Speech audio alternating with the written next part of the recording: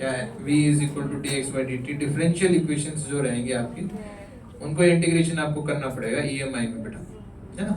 EMI एक काफी अच्छा चैप्टर है, बहुत इंपॉर्टेंट सा चैप्टर है EMI। ठीक है। एसी एक अच्छा चैप्टर है। एसी में आपको करंट का कुछ काम नहीं आएगा उसमें, यहाँ 11th का कोई काम नहीं, पूरा अलग चैप्टर है ना भाई। फिर क्या हो जाएगा हमारा ईएमआई। एसी के बाद आता है बेटा आपका modern physics, wave on string, खत्म ही नहीं, सच है ना। भी खत्म नहीं हो रहा है। Wave on string, sound wave, ये चैप्टर आते हैं बेटा, है ना। और फिर आता है इसके बाद मॉडर्न फिजिक्स, ईएम वेव और वेव ऑप्टिक्स। यहाँ तक बच्चों की हालत खराब हो चुकी जैसे आप लोगों की हो गई थी थर्मोडायनेमिक्स तक की, बस हो चुका है ना। थर्मोडायनेमिक्स सबसे पहले ही हो चुकी थी, रोटेशन के बाद ही नंबर डाउन थे आप लोगों की। वैसे ही यूजुअली वेव स्ट्रिंग तक पहुंचते पहुंचते मतलब आप देख ही रहे हो कितने सारे चैप्टर्स हो गए आपके। हाँ।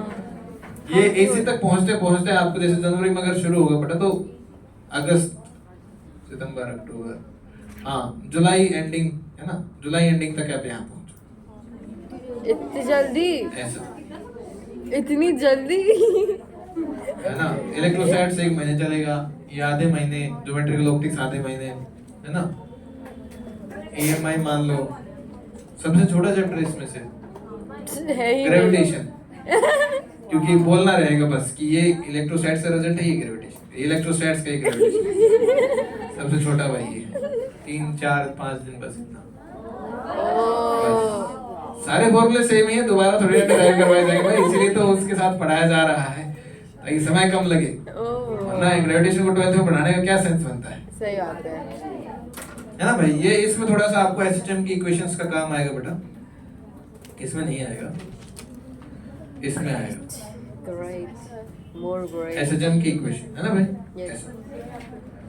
ये चैप्टर्स बहुत ही आसान है हाँ। अगर आप इक्वेशंस को समझ गए। ओके, ठीक है भाई। और अगर इक्वेशंस आपको याद नहीं है तो ये चैप्टर बहुत मुश्किल हो जाएगा, आपको सवाल ही समझ नहीं आएगा। ये चैप्टर ऐसे होते हैं जिनमें पूरी मॉड्यूल बन जाती है बच्चों से, बहुत डाउट कम आते हैं इन चैप्टर्स में, बस आपको इक्वेशन समझनी पड़ेगी। अगर इक्वेशन समझ गए तो आपसे सवाल बन जाएंगे, इक्वेशन नहीं समझे आपने तो गया, तो गया बेटा।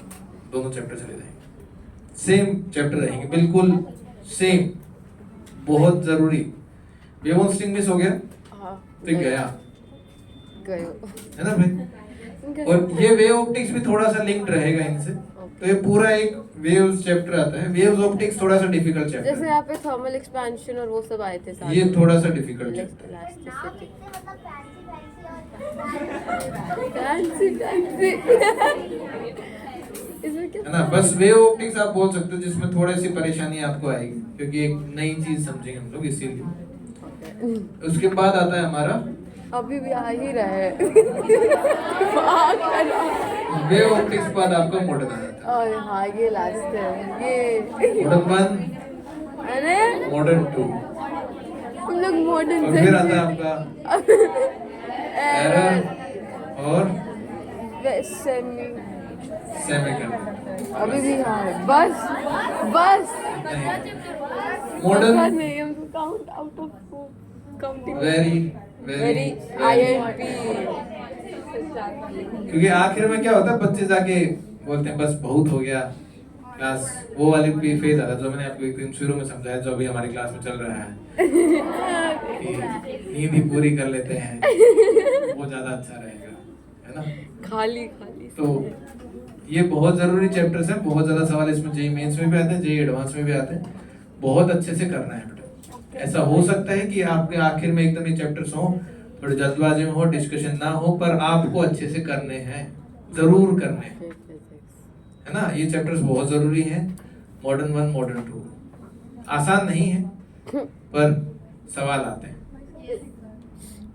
उतना मतलब modern physics. Sir radio activity, sir इसमें रेडियो एक्टिविटी के बारे में ऐसा रहता है, पहला जो चैप्टर पढ़ते हैं हम लोग वो रहता है आपका, हाँ इसके अंदर चैप्टर्स क्या क्या है। जैसे पहला आपका रहेगा बेटा फोटो इलेक्ट्रिक इफेक्ट, है ना, छोटे छोटे चैप्टर्स हैं, ऐसा नहीं है कि बहुत बड़े बड़े चैप्टर्स हैं। फोटो इलेक्ट्रिक इफेक्ट हो गया, एटॉमिक स्ट्रक्चर हो गया, है ना। हाँ, एटॉमिक स्ट्रक्चर पूरा केमिस्ट्री का सेम रहेगा। मैटर वेव्स हो गया, है ना, ये मॉडर्न, और एक एक्सरे हो गया, ये मॉडर्न 1 में हो गया बेटा। मॉडर्न 2 में रहेगा न्यूक्लियर फिजिक्स, न्यूक्लियस के बारे में सारी चीजें, और रेडियो एक्टिविटी। ऐसे फिर से बहुत छोटे छोटे चैप्टर्स हैं, बड़े चैप्टर्स नहीं है ये, है ना। और फिर एरर और सेमीकंडक्टर, सेमीकंडक्टर आपका आखिरी चैप्टर है। सर इसमें रेडियो एक्टिविटी पढ़ाएंगे मॉडर्न फिजिक्स। हाँ, रेडियो एक्टिविटी मॉडर्न 2 आखिरी चैप्टर आपका रेडियो एक्टिविटी है। Alpha beta gamma. इनके लिए एनर्जी कंजर्वेशन कुछ जरूरी नहीं है, ये आप केमिस्ट्री से पढ़ सकते हो बस, और सारी चीजें नहीं रहेंगी इसमें। आपको एरर में फ्रैक्शनल चेंज का बहुत काम है, हाँ, जो हमने इलास्टिसिटी में पढ़ा है। गयो और वेवलेंथ इसमें भी एनर्जी कंजर्वेशन ज्यादा हम लगाते नहीं है, है ना। एनर्जी कंजर्वेशन आप यहाँ पे यूज कर सकते हो बस, और ज्यादा चीजें हैं, सारी चीजें नहीं रहेंगी। ठीक है भाई, ये आपका 12th का फिजिक्स रहेगा। बस बस बस, थैंक यू सर। हाँ बेटा, सबसे टफ कौन सा चैप्टर? पढ़ाई सबसे टफ कौन सा चैप्टर है? सबसे टफ चैप्टर आपका है ही नहीं। मॉडर्न और वेव बोल सकते हो, हाँ, मॉडर्न फिजिक्स और वेव ऑप्टिक्स। वो ऑर्डर ऐसा रहता है ना, सब जगह पे मॉडर्न आखिरी में ही पढ़ाया जाता है ना, ऐसा। क्योंकि सर हाँ, इलेक्ट्रोस्टैटिक्स में क्या पढ़ते हैं? इलेक्ट्रोस्टैट्स को झेलना सबसे मुश्किल हो जाएगा आपके लिए, पर आसान चैप्टर है, सर मैग्नेटिज्म, क्योंकि वो इतने दिन चलता है, डिस्कशन इतना बड़ा रहता है, मॉड्यूल इतना बड़ा रहता है, तो यूजुअली इलेक्ट्रोस्टैट से फ्लो टूट जाता है पूरा एकदम, है ना, डिस्कशन गया फिर उस हिसाब से। पर आपको अगर इलेक्ट्रोस्टैट्स में आपको कंसिस्टेंट बना लिया आपने, तो आप बाकी के चैप्टर्स अच्छे से कर। सर तो इसमें 12th में एब्सेंट होने का कोई सेंस है नहीं। मतलब वो नहीं बनता है कि हम खुद से पढ़ लें या क्लास को मिस कर दें। जितना आप जैसे ही एब्सेंट हो तो आप उसको सबसे पहले पूरा करने की सोचो, कि कैसे हम ऑनलाइन से या डाउट काउंटर पे जाके उसको जल्दी से पूरा कर लें। आप सोचो मैं करता रहूंगा हर संडे हो, या वो नहीं होगा, है ना। आपको बैक टू बैक उसको पूरा कर लेना है जल्दी से, जितना जल्दी हो सके। मंजिल सीरीज से ना 12th में अपनी सेहत का बहुत अच्छे से ध्यान रखें, लगे पड़े। हाँ बेटा, क्या बेटा, वेटेज किसका ज्यादा है? इलेक्ट्रोस्टैट से लेके एसी का बेटा 30% रहेगा। इलेक्ट्रोस्टैट से लेके एसी तक 30%। अच्छा, और बाकी के 70? मैकेनिक्स का 20%, ओके, बाकी 50% में सारे। ओ अब आप बोलोगे सर 50% में तो सारे चैप्टर कवर कर लिया आपने, मैकेनिक्स मतलब रोटेशन तक बोल दिया, हाँ ये सारे बोल दिए, अब छोटे छोटे चैप्टर। 11th का रिवीजन आपको बेटा, रिवीजन रेसिस मिलेंगे एक तो, है ना। रिवीजन कैसे करना है 11th का, तो मैं बता दूं। पहली बात, 11th का रिवीजन आप बेटा सिर्फ और सिर्फ संडे को ही कर पाओगे।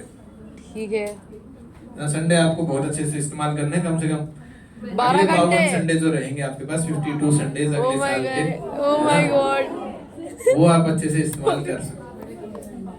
तो फिर से संडे को आप क्या क्या कर सकते हो? एक तो 11th का रिवीजन कर सकते हो आप। 11th का रिवीजन कैसे कर सकते हैं हम लोग? आपको रिवीजन रेसेस मिलेंगे बेटा,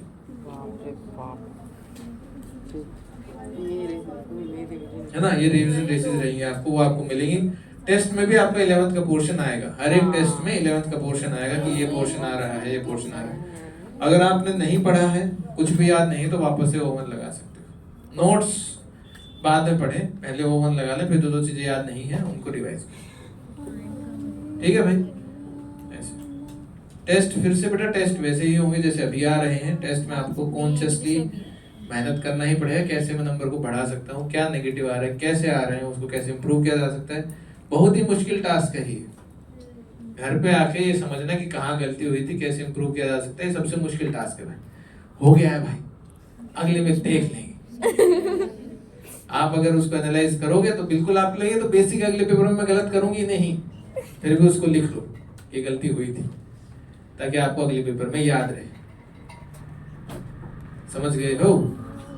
ऐसा जैसे नीट का एग्जांपल समझ सकते हो इससे कि 720 में 720 लेके आ जाते हैं बच्चे, लेकिन वो बच्चा जिसने मान लो जल्दबाजी में या कुछ करके, है ना, ऐसा नहीं था कि जो यहाँ पे मतलब मान लो स्टार बैच चलता होगा बेटा, ठीक है भाई, उसमें ये नहीं था कि जो 2022 की टॉपर थी लड़की वही आगे थी, ऐसा नहीं था, या होगा मेरे को नहीं पता।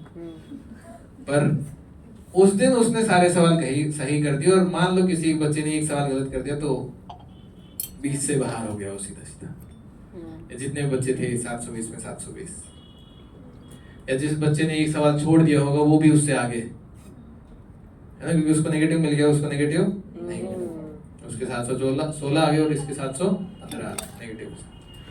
तो एक सवाल गलत होते ही आप देखो सर 718 में तो- पॉसिबल है अब तो। वो तो इस बार क्या क्या नीट ने तो पता नहीं, पर मैं यही कहना चाह रहा हूँ कि हमें नहीं पता उस दिन क्या होगा नेगेटिव, पर हमें अपने आप को कॉन्शियस रखना है कि मैं ये गलती कर चुका हूँ, मैं गलती इंप्रूव कर सकता हूँ। जैसे कल हम लोग डाउट काउंटर पे थे तो एक सर है वहाँ पे, उनसे एक बच्चा बात करना चाह रहा था, है ना, तो सर बोले 2 मिनट है तेरे पास बस। तो फिर वो बच्चा ने बात शुरू की, फिर वो सर ने बताया देखो मैं समझाता हूँ इस बच्चे के बारे में, मेरे को बता रहे थे क्योंकि मैं साथ चल रहा हूँ, तो बोल रहे थे बच्चा बहुत अच्छा है पढ़ाई में, लेकिन ये यही सोचता रहता है कि उस दिन अगर कुछ हो गया फिर